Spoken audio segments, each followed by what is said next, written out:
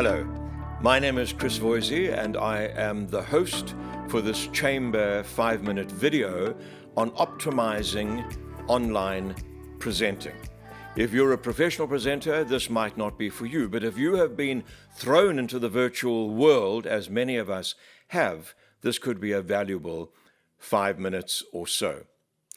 I'm from the old school, which might be obvious, and 3 things have always been very important in presenting: what you look like, what you do, and what you say. Now, times have changed, but these 3 remain the kind of basic foundation of presenting. Let's start with what you look like. Under that heading, there are 3 aspects: the framing, the lighting, and the background. You are in a frame. This is creating a frame right here, and you need to be in the center of the frame and as large in the frame as possible without looking threatening to whoever's watching. Don't sit too far back, because as you do that, you become a lot smaller in the frame, and also you move away from the mic source very often, in which case your voice will sound insecure and unconfident. Ensure that the level of the camera, the eye of the camera, the lens of the camera, is about level with your eyes, so that you can maintain a proper contact and eye contact with your audience.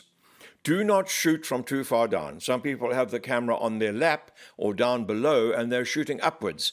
Now, a long time ago, all the horror movies were made that way. That was the angle of the camera. So please don't do that, because you look horrific. If we look at the lighting quickly, ensure that you've got a good light source from the front or the side. If it's from the side, you need another light on the other side to reflect where the natural light is coming from. Natural light works very well, and you can use other smaller lights to fill in. It's essential, of course, that you do not shoot your presentation with light from behind. The silhouette does not work. The audience is alienated by a dark figure out of which words are emanating, and we cannot see the person's face. If we look at the background, if you are well lit and in the right position in the frame, the background becomes less important. However, in your home, in your study, your lounge, wherever it might be, you could find a very suitable corner which can give a good, decent-looking background to your picture. The second thing, what you do. If you're not going to be using PowerPoint, that's fine. We find people prefer to just have a talk-only presentation as opposed to a hastily put-together PowerPoint. If you are going to use PowerPoint presentation, obviously the same applies as it does in real presentations. Less is more. And if you're going to use the PowerPoint as a prompt, that's fine, but don't put the prompts on your slide. Don't read your slides.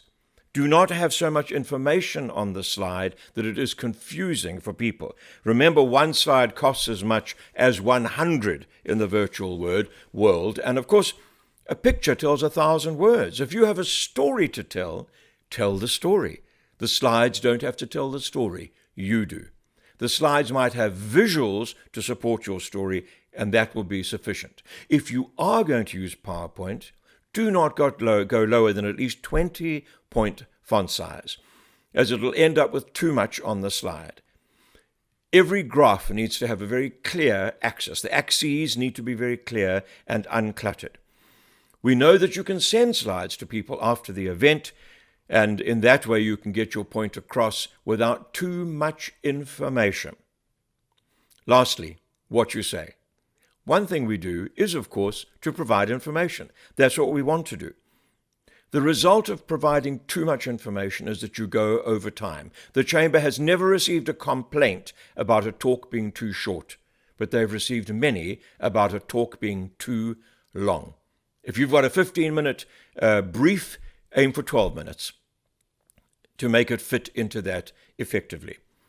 Try not to put up the first slide with all the points you're going to cover. 12, 15, 24 points. It's simply too many. Agendas have a place, but lists can alienate your audience. Rather, tell your story, talk about what you're going to talk about, and show what solutions you have to problems out there. Finally, the technical glitch. This is not the end of the world. It's not the cancellation of the Tokyo Olympics. These things happen. Simply fix the glitch if you can, or remember that you can send a recording or information to your audience or you can reschedule.